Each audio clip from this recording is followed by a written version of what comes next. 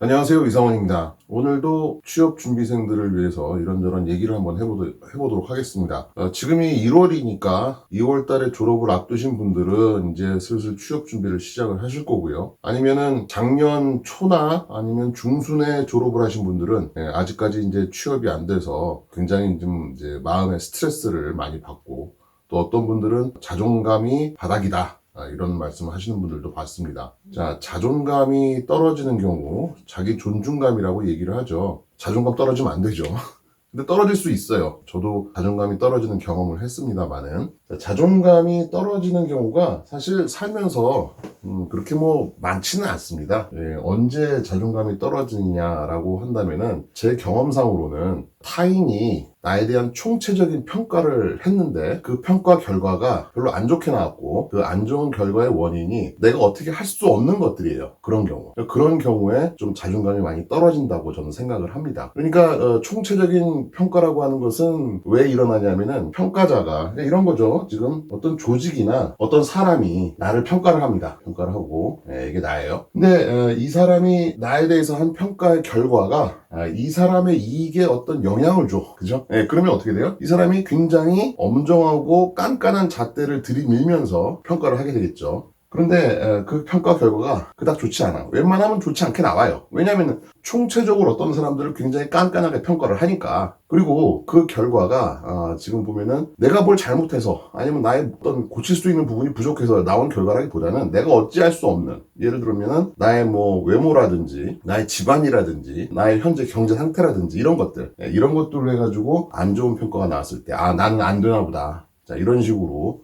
자존감이 떨어질 수가 있다는 거죠. 그리고 이런 상황이 살면서 이제 언제 일어나냐면은, 첫 번째 연애할 때, 결혼할 때, 그 다음에 이제 취업할 때 이런 상황이 벌어질 수가 있다는 거죠. 뭐 연애 잘 아시죠? 내가 저 여자가 마음에 들어서 사귀고 싶다 하더라도, 이 여자가 나에 대해서 전체적으로 판단을 하고, 싫다고, 싫은 이유가 뭐 예를 들어서 얼굴이 못생겨서, 키가 작아서, 그죠?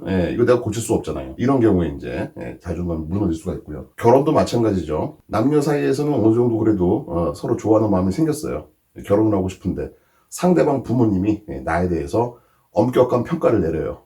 그리고 그 평가의 결과가 내가 어떻게 할 수가 없는 거야. 집안이 안 좋다든가, 뭐 이런 식으로 내가 뭐 나온 대학이 별로 좋게 봐주지 않는다든가. 그 다음에 이제 취업이죠.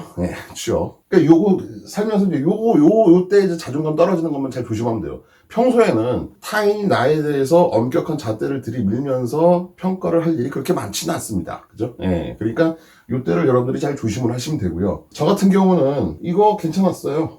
바로 됐습니다. 제가 어떻게 저렇게 좀 키도 작고 얼굴은 못생겼지만 어떻게 말로 잘 이렇게 해가지고 잘 넘어갔어요. 그 다음에 이것도 뭐 나쁘지 않았습니다. 왜냐면은 저는 대학원을 졸업하고 첫 번째, 두 번째 시도에서 취업을 했으니까. 자, 그런데 요때 이제 아주 굉장히 심한 상황이 이제 일어났죠. 상대방 부모님이 반대를 하는 거예요. 그리고 반대하는 이유가 내가 어떻게 고칠 수가 없는 거. 그죠? 그런 경우에 경제적으로 별로 안 좋고 장남이고 뭐 이런 거.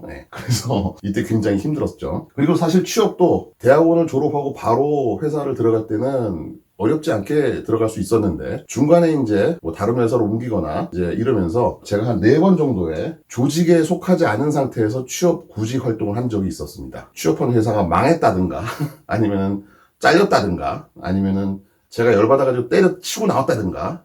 그래서 이제 회사를 안 다니, 직업이 없는 상태에서, 취업이 안 된 상태에서 구직 활동을 할 때, 이때는요, 졸업을 한 다음에 취업 준비할 때하고는 완전히 상황이 다릅니다. 이때는 정말로 내가 이제 다음 달에 취업을 못하면은 우리 가족이 굶는 그런 상황이었죠. 그러니까 이때는 뭐 회사를 평가하고 말고도 없어요. 무조건 들어가서 한 달이라도 월급을 받아내야지 되는 그런 상황이고, 그러다 보니까 그때는 뭐 정말 뭐라도 해야 된다라고 하는 굉장히 절박함이 있었죠. 아마도 지금 이 영상을 보시는 이제 취업을 준비하시는 분들 같은 경우는 사실 이런 경우를 아직까지 겪진 않았을 겁니다. 그러니까 여러분들은 지금 이런 경우처럼 그렇게 절박하게 뭐 앞뒤 안 재고 일단 무조건 회사부터 들어가고 보자, 이제 이런 식의 생각을 가지시면은 판단력이 좀 흐려질 수가 있는 거죠. 그래서 그런 점은 여러분들이 조심을 하셔야 되는 거고요. 자, 그러면은 뭐 지금 졸업을 앞둔 분들 같은 경우는 좀 여유가 있는데 아무래도 뭐 6개월에서 1년 정도 취업이 안 되고 계속적으로 이제 구직 활동을 하는 상황에서는 당연히 자존감이 떨어질 수밖에 없습니다. 예, 그런데 제가 여기서 드리고 싶은 말씀은 굳이 여러분들의 자존감을 떨어뜨릴 필요는 없다라는 겁니다. 일단 기본적으로요, 사람들은, 사람이라고 하는 존재는 하나하나가 잘났거나 못났거나 다 귀한 존재입니다. 그러니까 여러분은 기본적인 자존감을 가지고 계셔야 되는 게 맞고요. 그 다음에 이 취업이라고 하는 건요, 사실 노력과 실력이라고 하는 부분도 굉장히 많은 부분을 찾을 수가 있다라고 볼 수 있지만은 뭐 시험이라든지 입시라든지 이런 거에 비해서는 굉장히 운의 영역이 크다라고 볼 수가 있어요. 취업은요, 이런 거랑 비슷해요. 시험, 입시, 그러니까 입시와 취업이 제가 이제 전에 다르다고 말씀드렸었죠. 그런데 어떤 점이 다르냐면은, 입시나 시험 같은 경우는 어때요? 뭐, 시험 범위도 있고, 시험 과목도 있고, 그 다음에 준비 기간도 거의 비슷하고요. 그 다음에 정답이 있는 시험지를 가지고 시험을 봅니다. 그죠? 예, 그리고 객관적으로 정답이 나와 있는 걸 가지고, 채점을 하고 평가를 하고요. 취업은 그렇지가 않죠. 예, 취업 같은 경우는 시험 범위도 없고, 시험 과목도 뭔지 몰라요. 그죠? 예. 물론 대체적으로 나와 있는 것들은 있는데, 이게 구체적으로 정해지진 않았어요. 그러니까 취업 준비하시는 분들이 많이 하는 얘기가, 뭐부터 준비해야 될지 막막하다라는 말을 많이 합니다. 그게 왜 그러냐면, 취업이라고 하는 특성 때문에 그런 거죠. 그리고 정답이 없는 시험을 보는 거랑 비슷합니다. 중요한 거는 채점하는 사람도 정답이 뭔지를 몰라요. 무슨 얘기냐면은, 면접을 볼 때 면접관들 있죠? 예, 여러분들이 심사하는 사람들. 그럼 그 사람들이 과연 사람들을 뽑을 때 어떤 사람 뽑겠어요? 당연히 회사에 들어와서 일을 잘하고 회사의 발전에 이바지할 수 있는 사람들을 뽑을 거 아니에요. 그런데 이런 사람을 뽑겠다로 그 사람을 뽑았다고 하더라도 그 사람이 회사에 입사를 해가지고 과연 일을 잘할 수 있느냐, 회사의 발전에 이바지를 할 수 있는 사람이냐라고 하는 거는 아무도 모른다는 겁니다. 면접관으로서 심사를 많이 해본 사람들은 이제 스스로 느끼고 있어요. 야, 이것도 어려운 일이구나. 사실 경영이라든지 관리라고 하는 일에서 가장 어려운 업무가 뭐냐면은 채용입니다. 아무도 모른다는 거예요. 그러니까 이 사람은 일을 잘할 것 같아서 뽑았는데 의외로 일을 못하는 사람일 수도 있고요. 그 다음에 별로 기대를 안 하고 어쩔 수 없이 뭐 인원을 맞춰서 뽑아야 되는 경우, 뭐 아니면 이런 일을 필요로 하니까 자격증을 딴 사람이 이 사람밖에 없으니까 사실 마음에 안 드는데 어쩔 수 없이 뭐 바빠서 급해서 뽑았어요. 예. 마음에 안 든 상태에서 뽑았는데도 불구하고 나중에 보면은 생각보다 훨씬 더 일을 잘하고, 예, 이런 경우도 비일비재하다라는 거죠. 그래서 사실 이거는 정답이 없습니다. 그러니까 구직을 하시는 분들도, 그리고 인력을 채용하는 사람들도 둘 다 어떻게 해요? 다 확률 게임을 하고 있는 거예요. 굉장히 운이 중요하죠. 그리고 옛날에 비해서 지금이 어떻습니까? 훨씬 더 취업이 힘듭니다. 여러분들 뭐 혹시 여러분들의 뭐 부모님이나 친척이나 아니면 뭐 이런 분들이 아직까지 취업 안 했냐, 그죠? 예, 남의 속도 모르고 이런 말을 하시는 분들이 혹시 계실지도 모르는데, 그거는 진짜 말도 안 되는 얘기죠. 왜냐하면은 저희 세대, 그리고 저희 윗세대만 하더라도요, 웬만하면 취업이 됐어요. 그러니까 그분들의 입장에서 보면은 지금 아직까지 취업을 안 하고 뭐 오랫동안 6개월이고 1년이고 있다는 얘기는 결국 뭐냐면은 네가 눈이 높은 거 아니냐, 이런 식으로 얘기를 할 수가 있는, 그게 딱 우리 때 얘기예요. 우리 때는 눈만 조금 낮추면은 갈 수 있는 데가 좀 있었어요. 근데 지금 그렇지가 않죠. 예, 지금은 전혀 다른 얘기입니다. 그러니까 그거는 상황 파악을 못하는 어른들이 하는 얘기니까 여러분들이 너무 귀담아 듣지 마시고요. 그런 얘기 하면은 제 영상을 보여드리세요. 네. 그래서 이게 운이 굉장히 중요하다라고 볼 수가 있고요. 그러니까 어때요? 여러분들이 스스로에 대해서 너무 자기 자신을 뭐 책망하거나 실망하거나 이럴 필요가 전혀 없다라는 거죠. 자존감을 뭐 떨어뜨리고 뭐 자존감이 바닥이다 뭐 이렇게 생각하실 필요가 없습니다. 그 다음에 이제 뭐 서류가 됐던 면접이 됐던 자주 이제 떨어지는 경우, 그죠? 이게 뭐 한두 번이면 모르겠는데 여러 번 이제 떨어지다 보면 어때요? 그때도 마찬가지로 이제 나는 안 되나 보다, 이런 이제 생각이 들 수가 있죠.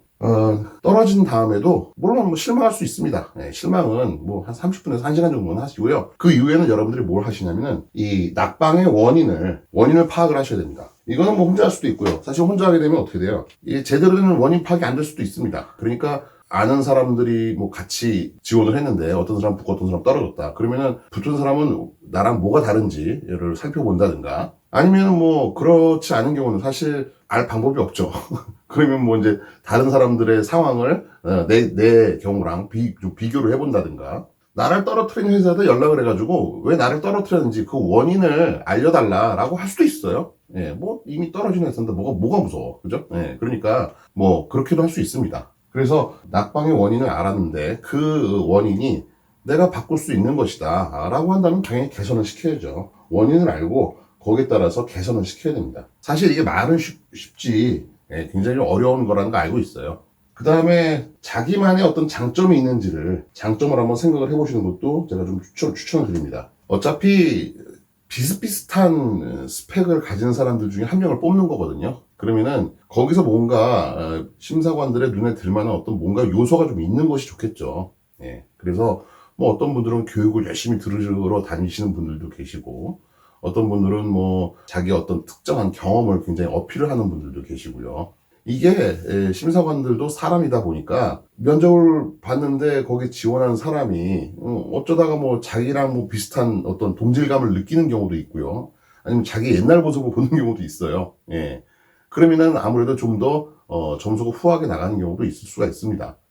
그러니까 어차피 이런저런 여러 가지 경우의 수를 생각하면 여러분들이 확률을 좀 높일 수 있는 방법을 좀 생각을 하시는 게 좋겠죠. 그래서 자기만의 장점, 뭐 이거는 개성이 될 수도 있고요. 뭐 여러 가지가 될 수가 있죠. 그래서 그런 것들을 좀 잘 생각을 해보시고, 그래서 사실 낙방의 원인에 대한 개선만 생각을 하더라도요, 여러분들이 자존감이 떨어져가지고 괴로워하실 시간이 없을 겁니다. 그죠? 그래서 여러분들이 취업 활동에 그러니까 그럴 시간에 자존감이 떨어져가지고 괴로워할 시간에 차라리 자기소개서라도 한 번 더 보고 혹시 고칠 것이 있는지 없는지를 좀 철저하게 살피시고 아니면 모집 공고를 하나라도 더 보시고 하는 노력을 기울이시는 게 더 낫지 않나 싶어요. 결론적으로 얘기를 하다 보면 또 열심히 뭐 해라 라고 하는 이제 그런 꼰대스러운 얘기가 될 수도 있는데 일단 요점은 그겁니다. 뭐 자존감이 떨어지는 건 분명히 이해가 가는 거고요. 그죠? 이해가 가는 건데 결국에는 이 엄격한 잣대를 들이대는 나를 평가하는 타인이라고 하는 사람들도 결국은 자기 이익과 관련이 되는 거고 그 사람들만의 생각이에요. 그러니까 그거에 대해서 너무 여러분들이 그 남들의 생각에 너무 흔들릴 필요가 없다라는 걸 말씀을 드리고 싶었습니다. 오늘 여기까지 할게요.